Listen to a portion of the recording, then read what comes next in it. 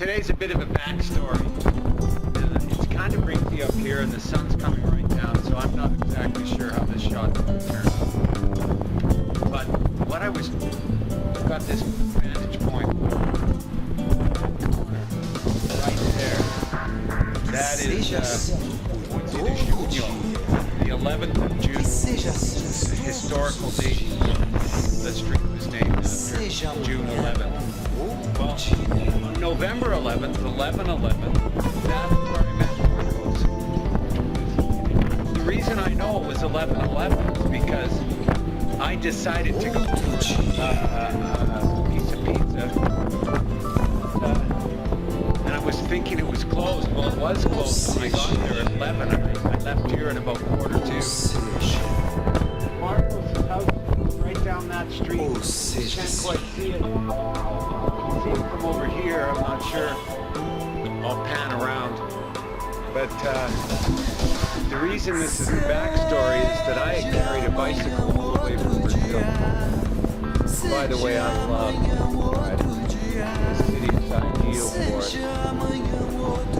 So I had carried a bicycle with me all the way from Canada.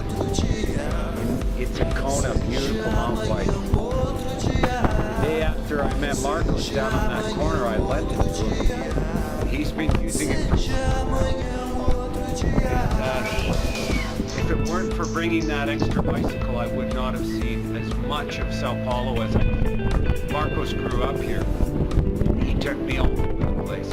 We rode after midnight all the time, every night of the week, into places that by myself.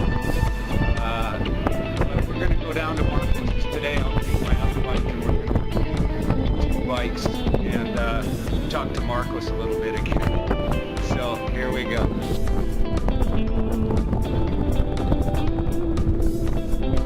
Very blustery up here. It's going to be a beautiful day. It's a Saturday. Head down to Marcos in a moment. Just setting up for a shot.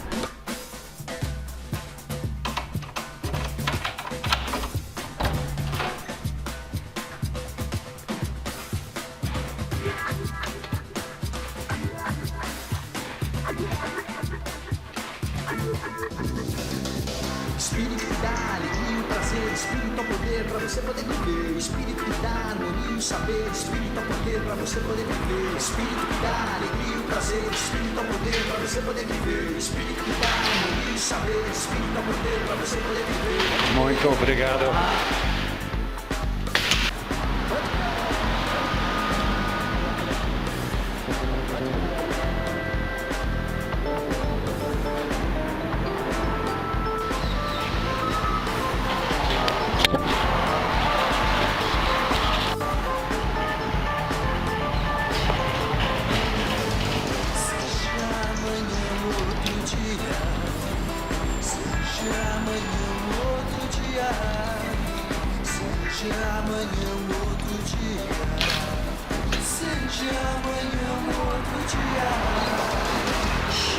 Okay, well normally I head out this gate every morning and I go downhill here every morning. But this morning we're headed to Marcos's, so we're going uphill.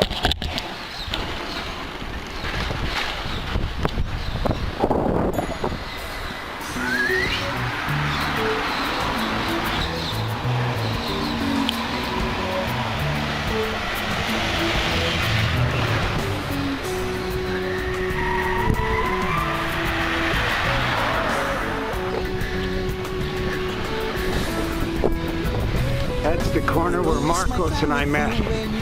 Bella Paulista Pizzeria. And this street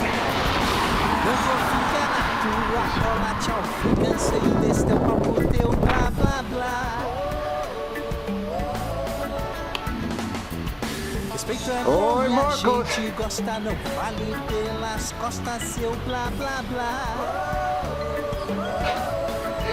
I didn't wake you, did I? Oh my God, dude, it's time to get up.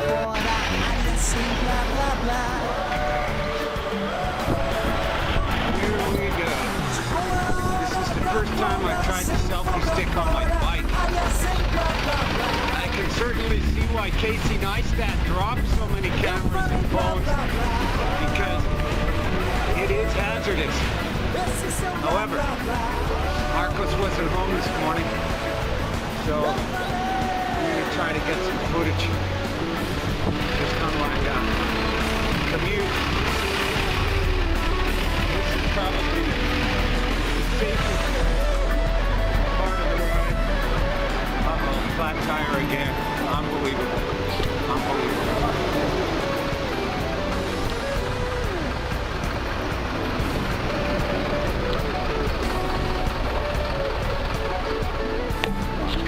Well, if bad luck comes in threes, Making religion, I blah better blah blah, look out for the hypocrisy, third. materialism, blah blah blah, Yesterday on my way home, Making I was religion, blah stopped blah for blah, groceries, hypocrisy, and materialism, blah blah blah, as I was Babylon locking up my society. bike, I heard this Papujotario bang! nada em hipócrita, retórica, I didn't know falsa what it was política, until I mentiras, came blá blá back blá. with my groceries and Papujotario discovered nada that em my hipócrita, tube had retórica, blown falsa out. política, So my mentiras, blá tire blá was blá. flat. So I took it to a bike store, and they put a new tube in there. Then this morning, I've only been riding for 20 minutes, and again, boom, another tube exploded. So there's obviously something wrong with the way that the rim is inside. But you know what's amazing about this is in both cases of the flat tires, it happened right in front of bike shops. So I didn't even have to go anywhere. Just had to walk into the bike shop. It's a Saturday, really busy at this one. But they said they'd have you fixed up in 30 to 40 minutes. Brazilians are so wonderful. Everywhere you go, if you have trouble with Portuguese, there's generally somebody somewhere that speaks English. And in this case, it was the owner of the store. And my main bike shop, Moema Bike, it's Marcelo, and he used to live in Florida and New York, so he loves the U.S. and he speaks perfect English. And that's generally my go-to bike shop around here, Moema Bike.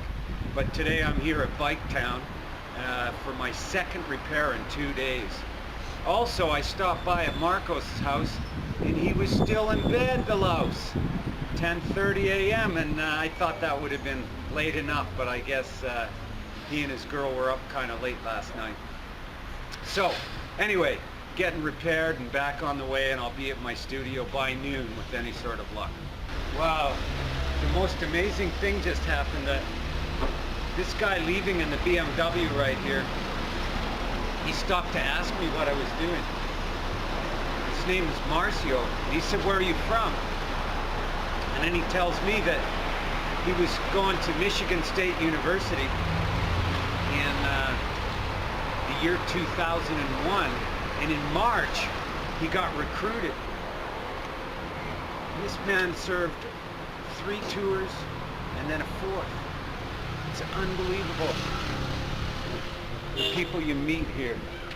But a Brazilian veteran, wow. He's walking with the cane and limping, so I asked him what had happened. And he said he got pinned down, and their Chinook got hit by a howitzer or something like that. And so they were pinned down, and he had to be medevaced out of there later, and he ended up in a hospital in Canada sometimes later. They fixed him up. Now he's just finishing med school. What a remarkable man. I just didn't have the courage to interview him and to introduce him, but every day I meet such interesting people here in Sao Paulo. Brazilians are very warm, and they're very interested in the rest of us, in the rest of the world. And they don't have this sort of built-in apprehension that some of us North Americans have towards talking to people on the street, for example. Although Canada, and he remarked, we're very friendly, almost too much so. So, this is just, you know, what goes on in a day. It's a fun place to live.